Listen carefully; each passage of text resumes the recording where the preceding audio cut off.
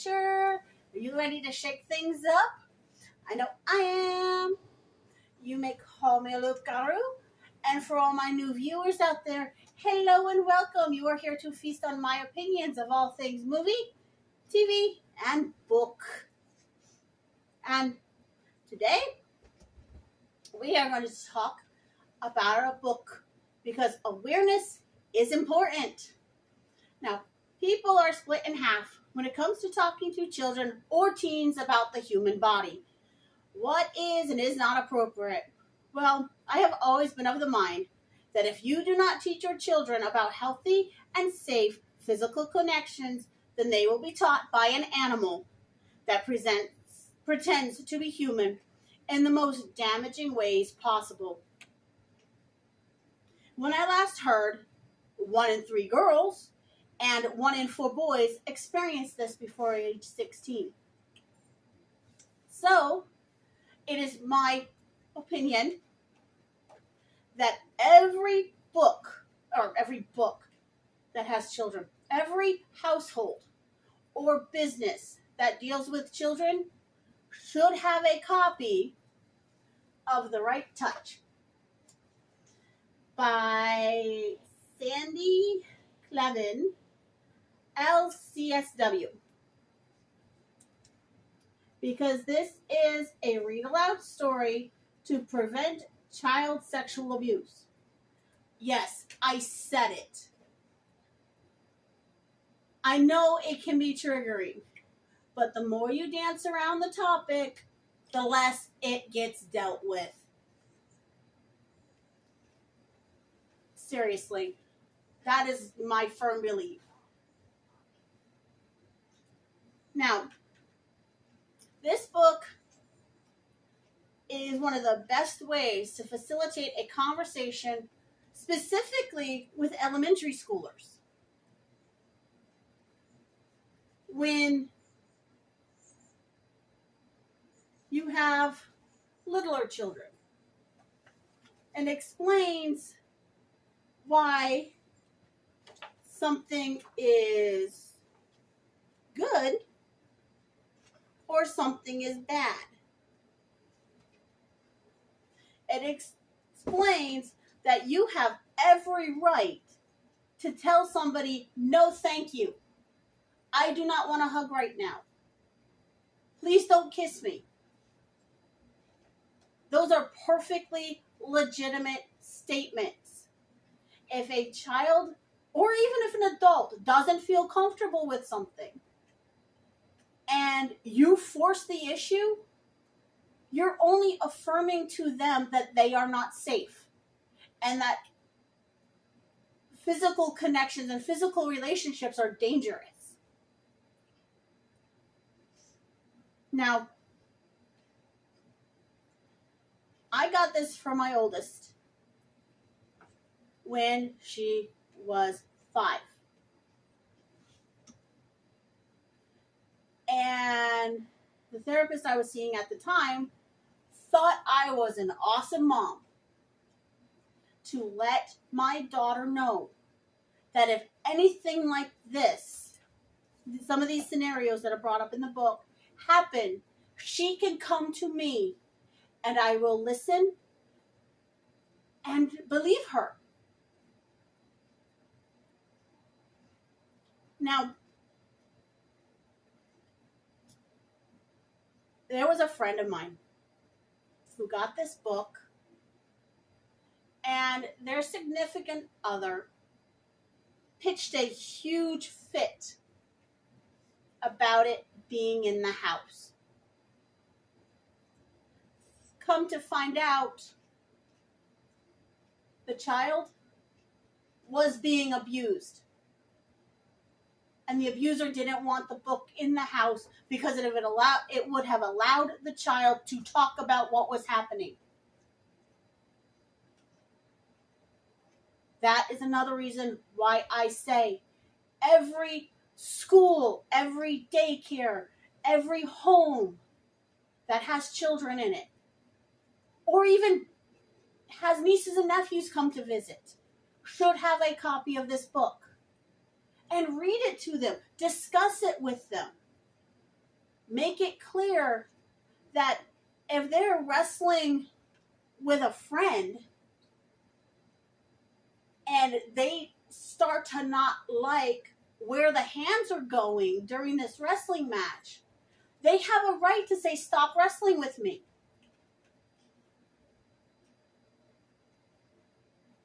And it makes it a point to say, when somebody says stop, you stop. Finite. Now, it not only talks about the dangerous situations or the uncomfortable situations, it talks about the healthy situations, or when something that could be uncomfortable, like a doctor's exam. How many people literally want to go to their doctor, drop their pants and say, here I am. Here's what's bothering me. It's between my flipping legs. How many people are honestly comfortable doing that? Not many. I mean, I don't like doing it, and I know to stay healthy, it is a necessary test. Because I'm sure there are many a prostate owner who loathes it when the doctors say, it's time for your prostate exam. Snap, lube, I'm just going to put my finger up. Yep, I can't feel it. Your prostate's fine. Ow! Do you really want some dude's finger up your butt? No. Is that the best way to determine whether or not you have colon cancer? Or not colon cancer, but prostate cancer? Yes. Because a swelling prostate can be physically felt before it gets to the point where it is too dangerous to operate. It's an early detection system. But this book talks about why it's appropriate for family to bathe and keep children clean. It talks about changing a child's diaper and how most normal people don't see that as anything other than, oh, I'm just going to clean this baby's dirty butt, put another diaper on it, and it's fine.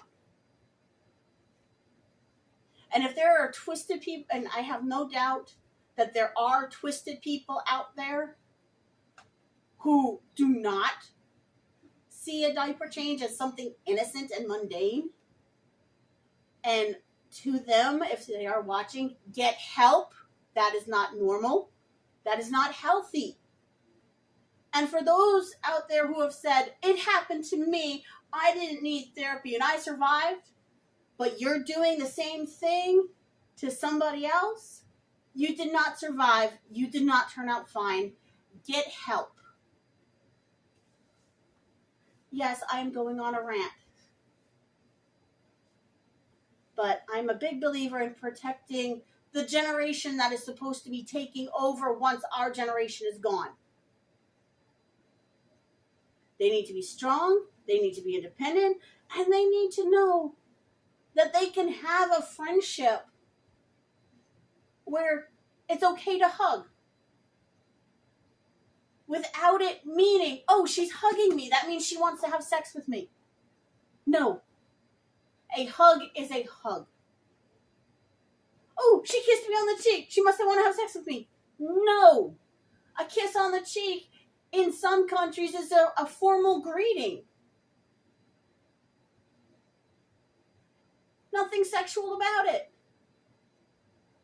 But because talking about anatomy, talking about proper sexual health, talking about what is and is not child abuse are all, oh my God, we shouldn't be talking about that. It's too damaging for the children. It's too damaging not to talk about it. And if you yourself have trouble talking about it, sit down with a doctor, sit down with a teacher, sit down with a counselor, and then the two of you discuss it and how it should be explained. so that the monsters that prey on, he's touching my pencil. That's what a student told a teacher. This kid keeps touching my pencil at recess. Oh, just don't bring your pencil outside. He wasn't referring to a pencil. He was referring to his little manhood. Another teacher had to deal with, my uncle keeps licking my cookie. Ask for a different cookie. It wasn't until the mother of that child told the teacher that her daughter's little cookie had a rash, did the teacher realize, oh crap, this child's been abused.